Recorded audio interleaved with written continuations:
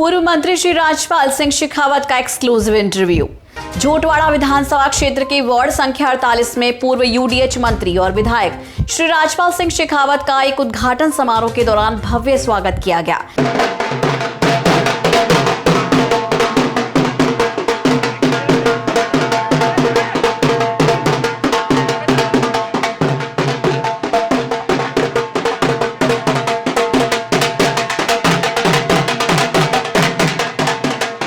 अपनी हाजिर जवाबी और निष्पक्ष छवि के चलते झोटवाड़ा विधायक श्री राजपाल सिंह जी शेखावत हर दिल अजीज हैं। पेश है हमारे रिपोर्टर द्वारा उनसे की गई बातचीत पर एक खास रिपोर्ट। सर, ये बताएं कि राजनीति में आपका प्रवेश किस तरह हुआ? छात्र राजनीति में मैं कॉन्फिडेंस से था, सहयोग से था। मैं छात्र राजनीति में आने को बहुत ज़्यादा इच्छुक था नहीं, पर परिस्थितियाँ कुछ ऐसी बनी कि मुझे चुनाव लड़ना पड़ा और मैं चुनाव जीत भी गया। ऐसी ही परिस्थितियाँ मेरे एमएलए बनने के लिए हुई। मेरे कुछ मित्र थे जो अब कांग्रेस में चले गए, लेकिन और भैरव सिंह शेखावत साहब बहुत कद्दावर नेता हुआ करते थे। वो चाहते थे कि मैं चुनाव लड़ूं, तो उनका आदेश मेरे सिर माथे था। उसका आदेश के कारण मैं चुनाव जीता हुआ। भारतीय जनता पार्टी का मेंबर नहीं था मैं उस वक्त। भारतीय जनता पार्टी की विचारधारा से हम लोगों का, पूरे परिवार का पहले से ही उसी विचारधारा के है, लेकिन भारतीय जनता पार्टी का टेक्निकली मेंबर नहीं था मैं जब 1990 में पहली बार एमएलए बना। पर भैरव सिंह शेखावत साहब के आदेश के कारण मैं राजनीति में आया। तो ये मेरा कॉन्फिडेंस है, सहयोग है। 21 वर्ष की आयु में राजस्थान विश्वविद्यालय छात्र संघ अध्यक्ष, कैसा रहा वो अनुभव? मेरा ये एक्सपीरियंस है कि छात्र राजनीति में जितने भी लोग आपके साथ होते हैं, वो जितने कमिटमेंट के साथ होते हैं और जितने निस्वार्थ के साथ होते हैं, राजनीतिक क्षेत्र में उतने निस्वार्थ के साथ लोग आपके साथ नहीं होते। एक तो मेरा ये मानना है। दूसरा मेरा मानना है कि छात्र राजनीति के लिए छात्र राजनेता आमतौर के ऊपर स्ट्रेट फॉरवर्ड होता है, जबकि इस राजनीति में स्ट्रेट फॉरवर्डनेस का रोल कम है। ये दो कारण है कि मैं समझता हूँ छात्र राजनीति की जिस प्रकार की स्ट्रेट फॉरवर्डनेस है, उस तरह की स्ट्रेट फॉरवर्डनेस इस राजनीति में आ जाए। और जिस प्रकार से छात्र राजनीति में साथ में काम करने वाले जिस प्रेम के साथ, उस अटैचमेंट के साथ और जिस सदव्यवहार के साथ नेताओं के साथ होते हैं, उसी प्रकार से समाज का ही तबका इस नेताओं के साथ भी रहे, तो मैं समझता हूँ राजनीति के अंदर प्योरिफिकेशन हो सकता है। प्रदेश में चल रही सियासी उठापटक पर आपकी क्या राय है? दरअसल 2.5 साल में राजस्थान में सरकार ऐसा कभी लगा नहीं। न तो गवर्नेंस के लेवल पर लगा, न एडमिनिस्ट्रेशन के लेवल पर लगा, न लॉ एंड ऑर्डर के लेवल पर लगा, न इकोनॉमी के लेवल पर लगा। गवर्नमेंटलेसनेस की स्टेट राजस्थान में 2.5 साल से है। और ये आप हर क्षेत्र में देखें, उनकी खुद की पॉलिटिकल पार्टी में देख लें, उनकी पॉलिटिकल पार्टी के अंदर हंगामा चल रहा है, रोज़ हंगामा है। मंत्री बनना है तो हंगामा है, मंत्री नहीं बनना है तो हंगामा है।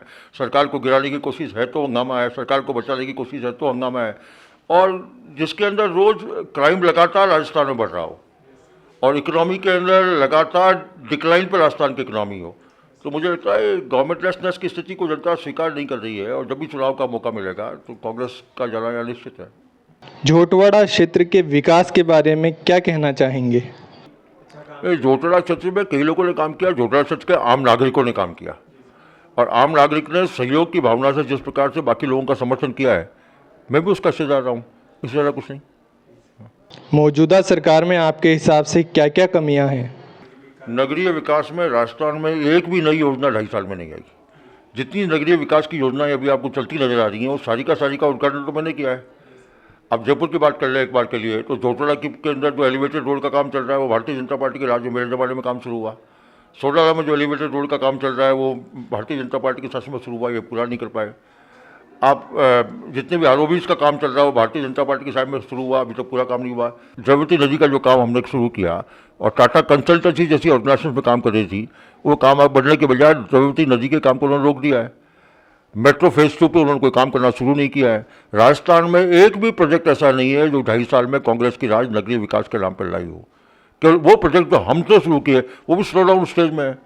जो 2021-2022 के अंदर पूरे प्रोजेक्ट पूरे हो जाने चाहिए, मतलब 2023-2000 से पहले पूरा हो जाएगा, इसकी संभावनाएं कम है। नगरीय विकास के नाम पे मैं समझता हूँ राजस्थान के अंदर विनाश के अलावा कुछ हुआ नहीं है अभी तक। सर, आपकी आगामी कार्य योजनाएं क्या रहेंगी? आगामी योजना तो एक पॉलिटिकल एक्टिविस्ट के नाते मैं जनता के बीच में पहले भी था, जनता के बीच में अभी भी हूँ। चुनाव का जीतने और हारने से इसका कोई संबंध नहीं है। चुनाव हारने का ही फायदा है कि आपके पास ज़्यादा समय होता है जनता के बीच में रहने का। चुनाव जीतने का बाद में आपके पास समय थोड़ा कम होता है। तो मैं समझता हूँ इस बीच में मुझे ज़्यादा जनता के बीच जाने का मौका मिल रहा है। और जहाँ तक योजनाओं का ताल्लुक है तो योजना का जनता से मिलना और जनता की समस्या को निदान करने की कोशिश करना अपने स्तर पर। ये चुनाव जीतते हो तो भी आप यही काम करते हो, चुनाव हारते हो तो भी आप यही काम करते हो। मैं समझता हूँ नई योजना ही केवल सरकार जिस ढंग से यहाँ काम कर रही है और भारतीय जनता पार्टी के राज में जो काम शुरू हुए थे जन कल्याण के, उन कामों पर जिस प्रकार से पानी फेरा जा रहा है उसका विरोध करना, ये मैं समझता हूँ जनता का भी दायित्व है और भारतीय जनता पार्टी के कार्यकर्ताओं का और मेरा भी व्यक्तिगत रूप से काम है। सर, केंद्र सरकार द्वारा चलाई गई योजनाओं के बारे में आप क्या कहेंगे? हिंदुस्तान सरकार की जितनी भी बड़ी बड़ी योजनाएं चलाई हैं उनका क्रियान्वयन स्टेट के लेवल पर नहीं हुआ। अब जल जीवन मिशन की बात ले लें, राजस्थान जैसा जगह है जहाँ पर जिसका 2/3 इलाका या तो एरिड है या सेमी एरिड है, वहाँ गांव-गांव में घर घर में पानी पहुँचाना अपने आप एक सपना है। मोदी जी की जल जीवन योजना में हर मकान के अंदर पानी पहुँचाने का काम करने के लिए योजना बनी, उसके लिए पैसे का प्रोविजन किया। दुर्भाग्य से राजस्थान के 2.5 साल में इस पर कोई काम नहीं हुआ। दिल्ली का जो पैसा 50% की ग्रांट है, उस ग्रांट का उपयोग भी हम नहीं कर पा रहे। दिए गए पैसे का उपयोग करने में भी राजस्थान की सरकार फेल हो जाए तो सब अंदाजा लगा सकते हैं। आयुष्मान योजना का जब ताल्लुकात है, आयुष्मान योजना पे भी कोई जितना काम होना चाहिए आयुष्मान योजना पे काम नहीं हुआ। आत्मनिर्भर भारत के तहत जो असिस्टेंस मिली है वो असिस्टेंस अभी तक लोगों को हम नहीं पहुँचा पाए, ये दुर्भाग्य की बात है। मैं समझता हूँ कि फूड सिक्योरिटी के मामले में भी जो पैसा और जो सामान राजस्थान की सरकार को दिल्ली की सरकार से मिला वो भी आम जनता तक अभी नहीं पहुंच पाया है। एक पैथेटिक कंडीशन है, जैसा कि मैंने कहा सरकार नहीं है, सरकार के नहीं होने के कारण जिस प्रकार की स्थिति पैदा होती है उस प्रकार की स्थिति राजस्थान में है। बहुत बहुत धन्यवाद। बहुत बहुत थैंक यू। और शुभ 24 न्यूज़ आपका एक बार फिर तहे दिल से धन्यवाद, बहुत बहुत धन्यवाद।